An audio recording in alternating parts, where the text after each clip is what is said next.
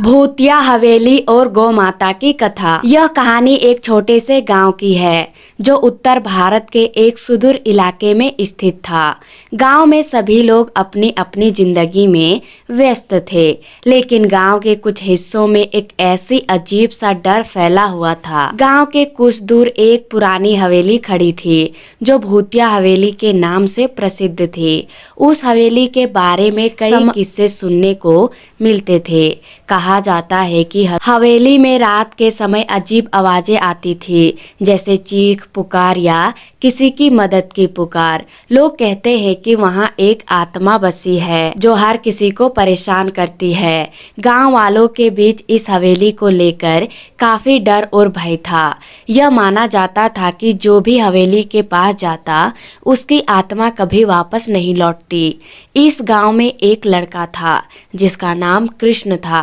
कृष्ण को अपने जिंदगी में हमेशा कुछ अलग करने की आदत थी। वह साहसी था और डर के बजाय अपनी जिज्ञासा से जिंदगी जीता था। कृष्ण का मानना था कि कुछ भी अगर भूत प्रेत या आत्माओं के बारे में सुना जाता है तो वह सिर्फ अफवाहें होती है। लेकिन इस हवेली के बारे में जो कहानियां वह सुनता आया था वह उसे सोचने पर मजबूर कर देती थी। कृष्ण का दिल कह रहा था कि हवेली में कुछ न कुछ है, लेकिन वह यह जानने के लिए तैयार था कि सच क्या है। एक रात उसने यह ठान लिया कि वह हवेली का रहस्य जानकर ही रहेगा। उसने गांव के कुछ दोस्तों को भी साथ लिया, लेकिन वे डर के मारे नहीं गए। अंततः कृष्ण अकेला ही हवेली की ओर बढ़ा। हवेली के पास पहुंचते ही उसे महसूस हुआ कि यहाँ का माहौल कुछ अजीब सा था। हवेली की दीवारों पर जगह जगह बुरी तरह से उकेरी गई हड्डियों के निशान थे और उसके भीतर अजीब सी गंध आ रही थी। कृष्ण ने एक गहरी सांस ली और हवेली के दरवाजे को खोल दिया। जैसे ही कृष्ण हवेली के भीतर घुसा उसे एक अजीब सा एहसास हुआ। हवेली की दीवारों धुआं था और एक अजीब सी सर्दी थी। एक कमरे में जाते हुए कृष्ण ने देखा कि वहाँ एक पुरानी मेज पर एक जलती हुई रोटी रखी हुई थी। वह रोटी पूरी तरह से जल चुकी थी, लेकिन उसके आसपास एक नीला धागा लिपटा हुआ था। कृष्ण ने रोटी को ध्यान से देखा और उसे समझने की कोशिश की। तभी उसे याद आया कि उसकी माँ ने हमेशा कहा था, अगर किसी घर में बुरी शक्तियाँ हैं तो गौ माता की रोटी खिलाने से उनकी शक्ति कमजोर पड़ती है। कृष्ण को यह बात समझ में आ गई कि जो रोटी जलती हुई थी वह बुरी शक्तियों के प्रभाव को रोकने के लिए एक संकेत हो सकती है। जब कृष्ण ने रोटी को उठा लिया तो हवेली के वातावरण में एक अजीब सा बदलाव आया। अचानक कमरे की लाइट बंद हो गई और चारों ओर एक अंधेरा छा गया। उसी पल कृष्ण ने महसूस किया कि हवेली में कोई और भी है। उसकी आंखों के सामने एक काली आकृति उभरी जो धीरे धीरे आकार ले रही थी। वह आकृति एक भूतनी की थी जो कृष्ण के पास आकर खड़ी हो गई। भूतनी ने अपने डरावनी आवाज में कृष्ण से कहा, तुम यहाँ क्यों आए हो? यह हवेली तुम्हारी नहीं है। तुम इसे छोड़ दो और वापस लौट जाओ, वरना तुम्हारा जीवन यही खत्म हो जाएगा। कृष्ण ने साहस दिखाते हुए कहा, तुम मुझे डरा नहीं सकती। मैं तुम्हारी असली पहचान जानने आया हूँ, और अगर यह हवेली सच में तुम्हारी है तो मुझे बता दो कि यह रोटी और नीला धागा किसके लिए है।